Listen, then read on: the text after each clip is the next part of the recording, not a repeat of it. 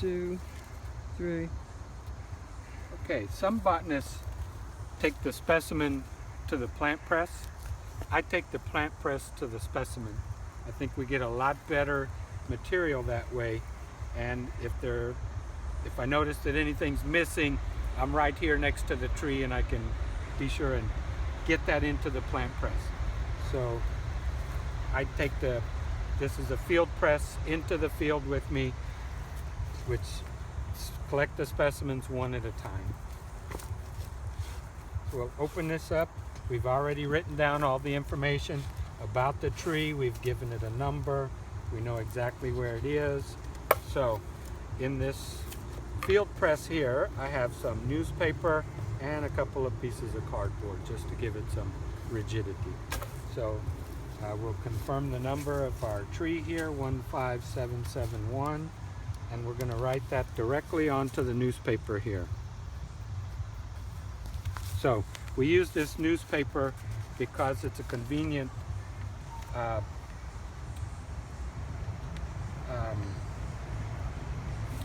like a envelope or something to keep the specimen in. And it also happens to be absorbent. So this will absorb a little bit of the moisture, will help get that away from the plant, and we can write on it. And it's free, right? Yes, and it's readily available, right. So hopefully you can buy pre-cut newsprint, but as long as you have music paper like this, or your college newspaper, or sometimes other Regional local papers might be just the right size. This is 11.5 inches wide, and this paper was actually 17 inches long, but that's too long for our final specimen, which is affixed to a piece of archival paper 16.5 inches long and 11.5 inches wide. So if we were using a 17-inch piece of newspaper and we filled it up with plant material, which would be very tempting, especially with an ash, our specimen would be too long for the archival paper it's going to be mounted on and preserved with. So I start out with a piece of newspaper that's pre-cut to make sure that my specimen will be adequately sized for the mounting paper. So we've got the number written on here, we've got our specimen here. Now we want to make this specimen of ash fit inside of this piece of paper here. So as we learned before, ashes have compound leaves that are opposite arranged on the stem. So this is a pair of leaves. So we want to preserve at least one pair of leaves, and we want the fruits down here.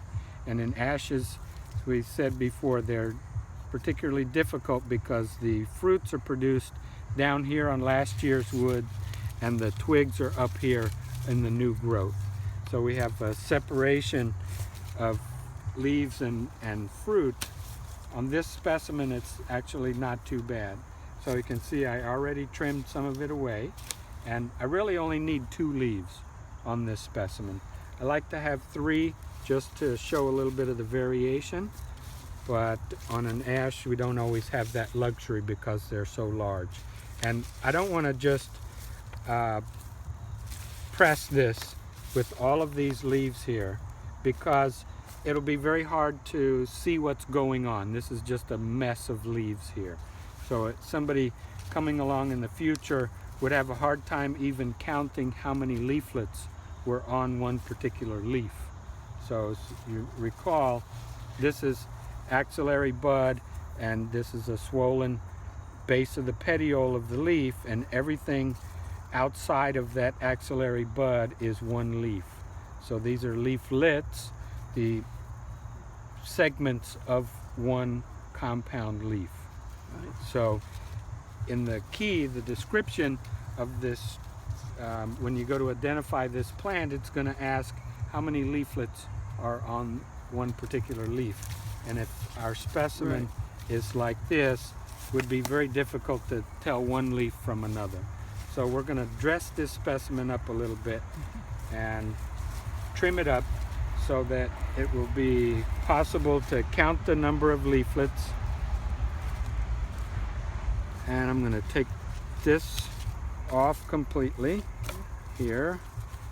We want to preserve these fruits. These are a little bit fragile. They'll start falling off if we give it a little rough treatment. I'm going to trim some of these off, and when I trim a leaf off, I leave a portion of the stalk, the petiole, so that you know that there was a leaf there.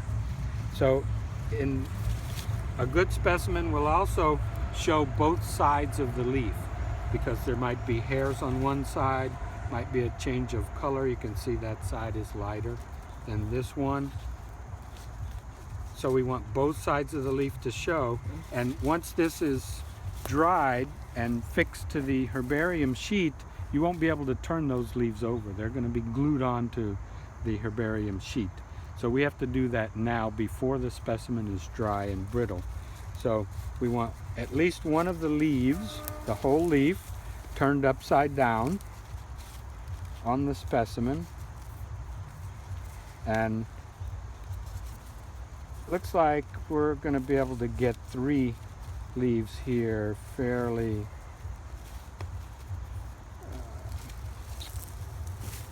well, maybe not. You also and again, you want everything within that one sheet. Everything has to fit inside of this piece of newspaper. And you also want the specimen to lay somewhat naturally. So you can see this leaf now is crossing over this one. That's not a good idea. Okay. So it's always better to let the specimen lay the way it was actually growing. Okay. It'll